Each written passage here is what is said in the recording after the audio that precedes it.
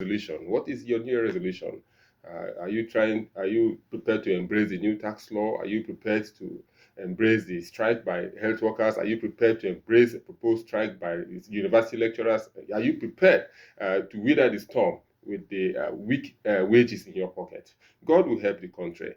Amechi, in 1963, there is this a communication expert who said the world is a global village, and I've forgotten his name now. Yeah, McLaurin. TV, thank you very much. You know, why I say so is that you have Venezuelan Americans, you have Nigerian Americans, you have Americans scattered around the world. For a country like the US to have interest in Venezuela, it's not just because they want to exercise their power. They have their citizens also in that country. Now, if you follow the news mills for some months back, the US have been trailing ships they claim are carrying drugs on the high sea. They've been tracking these ships and bringing some down and arresting some. There's link. They've gotten their investigation, their intelligence, I mean to say, linking this to Maduro. And if you look at the way Venezuela has been for some years, they've had this kind of a running battle with the US. And probably Trump is saying that Maduro is not running the country as it should be. They have oil and want to use that oil for the betterment, the largest deposit in the world. How can a country with that deposit of oil want to use what is in the ground, the blessing in the ground, to develop, to help the country and help America? And there's no doubt you can't fight for something and you not get your own piece of the cake. When you see labor unions negotiating for minimum wage, they are negotiating for minimum wage because at the end of the day, the checkoff dues that will come, if it is 500, it increases to 750 naira. So that is the negotiating power here. But one line that Trump, I take away from Trump when he was addressing the media yesterday or so, he said, we don't want to have bad neighbors because it will affect us. And that is a big sentence. Nigeria, are you having bad neighbors? You see, if you look at the axis where these bandits operate, they are the borderlines, border countries with other countries. What relationship do we have with these other countries? Are we smiling, crossing our legs and saying, oh, God will take control, oh, the presidents are giving marching order? What relationship are you having with these governments? Are we not supposed to be the giant of Africa?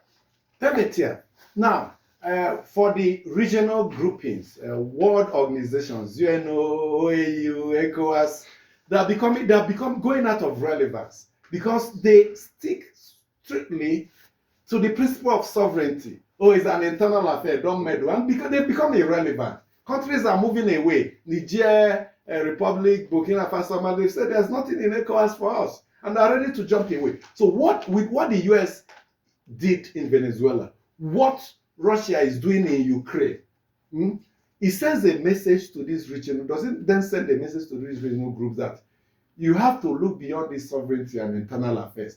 What Abulu said, we can't afford to have a bad neighbor. We can't afford to have a bad member within our polity. What can you do as a body? Do you just keep quiet and pretend nothing is happening?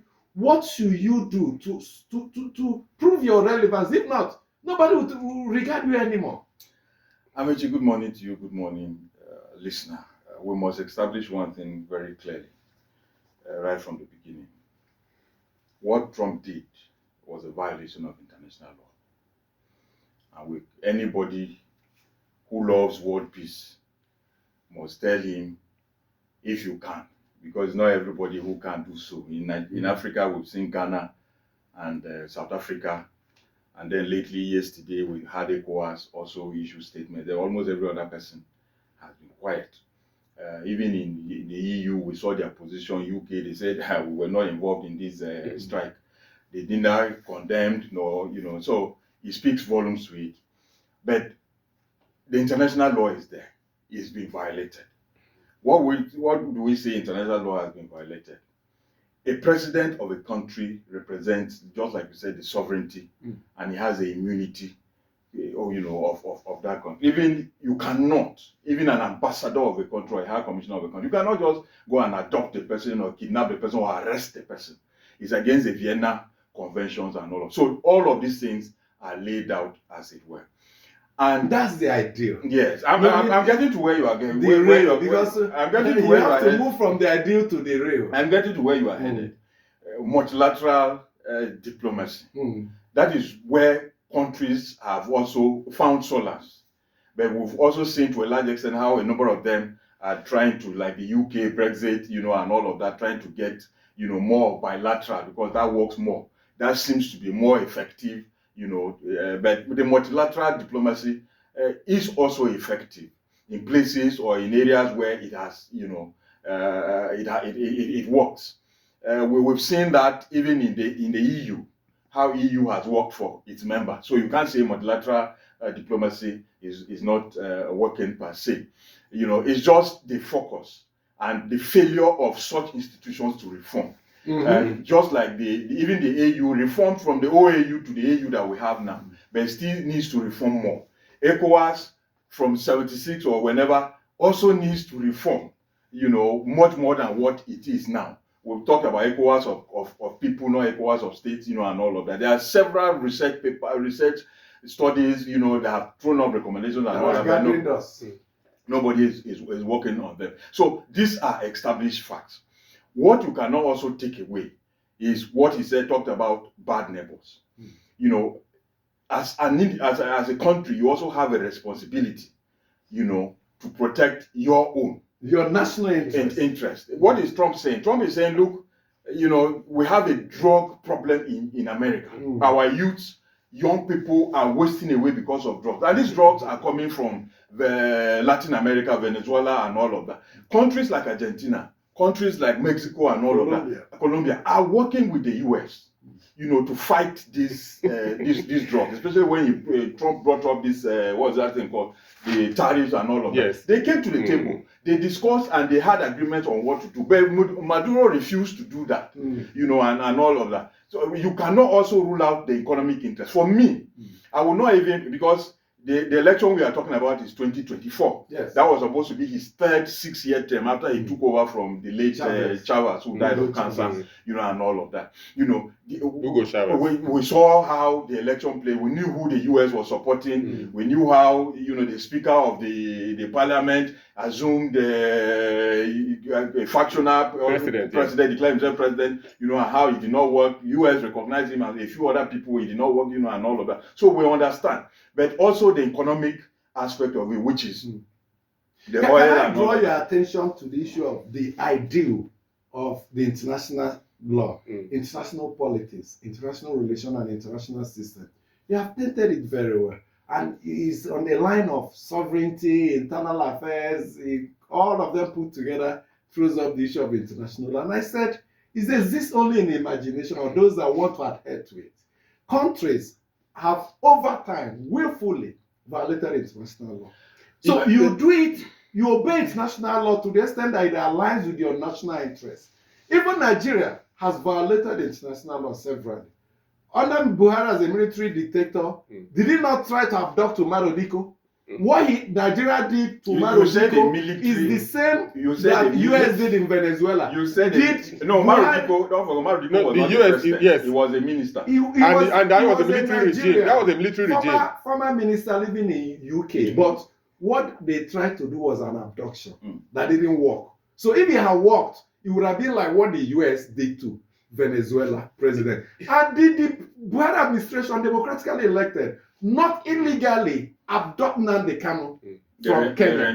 Rendition. So it tells you there are many instances where countries, including the US does not submit his military forces to International Criminal Court. No, they are not. They are not a member. Not a member. It does not apply to you. So the international law exists to the extent that you are lied to. Even the court, the ICC at the Hague. No, not the ICC.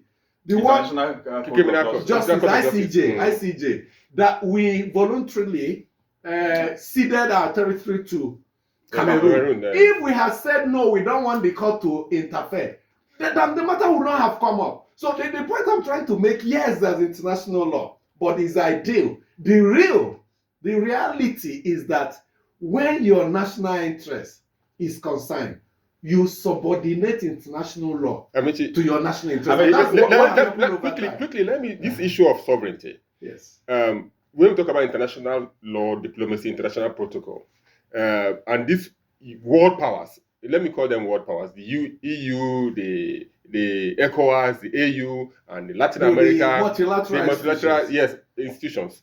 Now, what powers do they have? You start from there.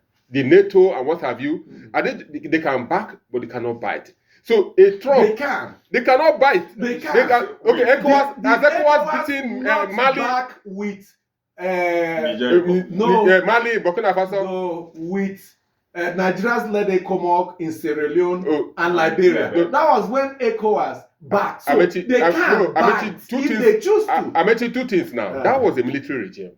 That was a military regime. No, we are talking about ECOWAS as a regional group. A regional group. Now, this is a civilian. This is purely civilian matter we're talking about. What is the power of, for example, the NATO when they watched Trump enter a country, abducted the president and his wife, if you listen to the Secretary of State, he said Maduro had case to answer. Abulu, you must understand. Maduro has case to answer. That is what they are basing their abduction on. Venezuela is not member of NATO. Even Ukraine is not member of NATO. That's why, what's his name?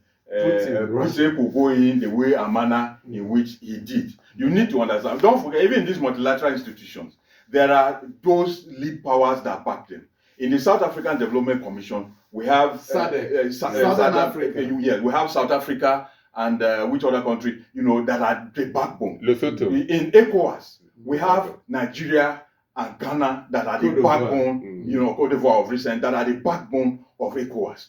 In the EU, you have Germany, UK, whatever, Germany and France that are the backbone. UK. And all of that. Even in NATO, the US was the backbone. That's why the NATO you are talking about today is because the US under Trump is saying, look, if the countries are not funding their own defense based on GDP and all of that, they will withdraw because their NATO is all about the essence of formation of NATO was to counter Soviet aggression into Europe. And Trump is saying, I'm far away in another continent. I'm spending money to protect you. So it doesn't align with my interest.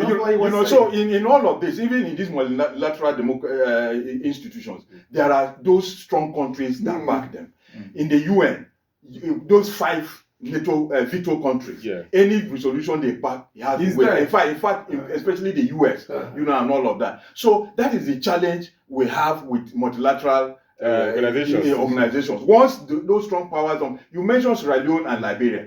Those were because Nigeria killed it. Without Nigeria support, it would not have been possible. We keyed into Niger, the issue of Niger Republic, but because some Nigerians, those from the north who felt they are their brothers, and all of that, it weakened that position. If not, we most probably would have had the same situation we had in Liberia, and Sierra Leone happen in Niger Republic. So that is the way it works. So whatever. Well, there were leaked documents. Let's go deeper for that Niger Republic. Some journalists leaked documents about how the Nigerian Air Force were massing in Sokoto for an imminent strike in Nigeria. If not for that leak, perhaps what happened, and they were delaying. If the president had moved faster, the way he did in Benin Republic, we could have carried out airstrikes in Nigeria. So that's what they is saying. Because he did not receive the request of the Niger Republic government. Yes. So he had to delay, wait for others, and all of that, as it was. So that is the way it works. And we must not, because of what Trump did, sacrifice international law. Because tomorrow it might be some person will say, oh, but Trump came to Nigeria and he worked with the Nigerian authorities. Instances where the Nigerian government he worked with the Nigerian violated its so-called international law. But you see, all over the world. I chose the word so-called because in school we're talking about so-called international law. No, even in Kenya, just a minute. Even the Kenya you are talking about, the Kenyan authorities were aware. But it's against international law. They were aware. But it's against international law. Well, those are issues that can be reality. No, those are issues. Those are issues that can be determined eventually. It's not. It may not necessarily. Yeah, you may talk of what's that thing, repatriation, what's that thing now? established treaties now. You know, on how it works. So it's you know, an illegal act. you know, you can't. You We have know, to but describe it for what it they is. work with the authorities on most times when you work with the local authorities, it becomes a different issue. No, it doesn't remove. It removes it. No, yes, but there's no, international what if law. you have an agreement? No, if you have an agreement, you may look the other way. Why you can have your way. Yes, But why you violating get away international from law? you can get away. your we way, have yes. we have this circumstance everywhere. Look at the issue of Morocco and Sahrawi Arab Republic. Morocco has been on the neck of Sahrawi Arab Republic. They go into Sahrawi Arab Republic and they mine or they fish. They take all the fish. All the sardine you take is from Sahrawi Arab Republic. And the European nations are quiet. The AU, they are quiet. And international law has been watered down. So I agree with you partially, Amici, that it's just in paper that you have international law. It's a deep because in paper. Abulu, the Sahrawi thing is deeper. You didn't even mention Algeria. Algeria is also Nigeria part, too. Algeria They is are also, sharing. It's also part of the equation. But what is the new? What is it? Morocco that has put forward a